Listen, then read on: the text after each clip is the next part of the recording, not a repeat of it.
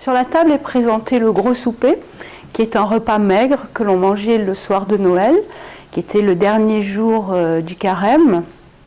Donc il y a le céleri représenté ici, la carde, le poisson qui peut être de la morue ou du muge, et des escargots qui n'étaient pas considérés comme de la viande, mais comme une sorte de poisson.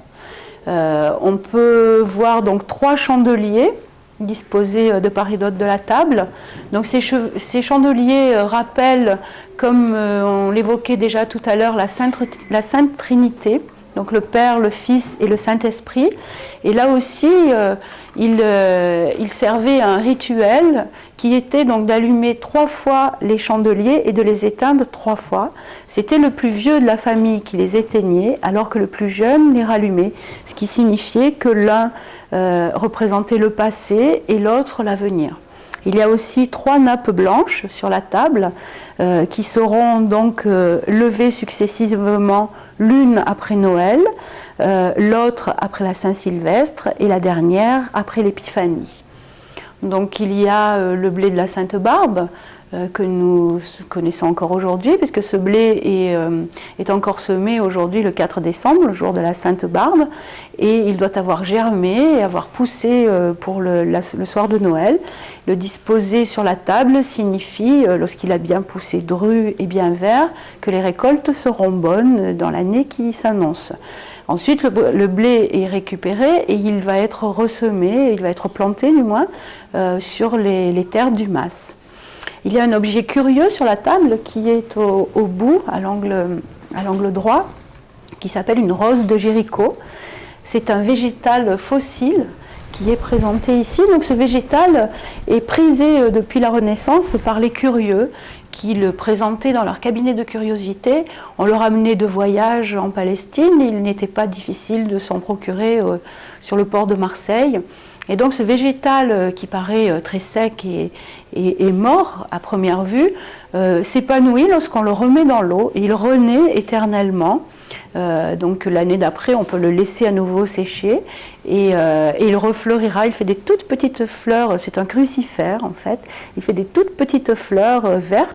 Alors la symbolique des chiffres est assez importante et plusieurs fois renouvelée dans cette scène. Donc il y a aussi sur le buffet présenté des 7 vins, donc qui symbolisent les 7 jours de la création.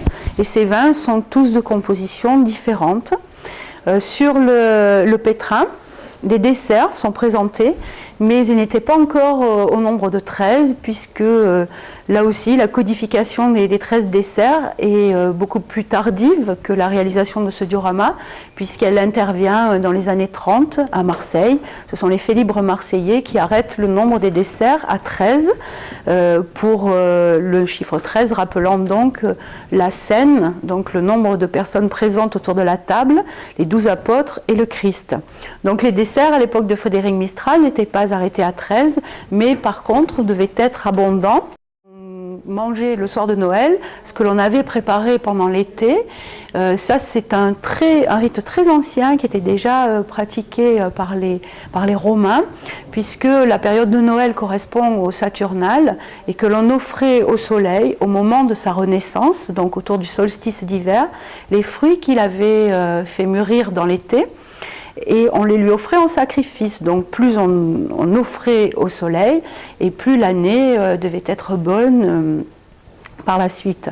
Donc vous avez ici des fruits secs, des pommes, les fruits frais donc pouvaient être mangés aussi. Vous avez de la pâte de coing sur le pétrin, qui est déjà aussi présenté sur la table. Et donc il n'y a pas, contrairement à ce que l'on pense et ce que l'on souhaite, il n'y a pas de liste arrêtée, ni de nombre de desserts exigés. Là, vous avez ici le gros pain calendal, qui lui, par contre, correspondait aussi à un rite de 13, puisqu'il représentait le Christ, alors que 12 autres petits pains répartis sur la table représentaient les apôtres.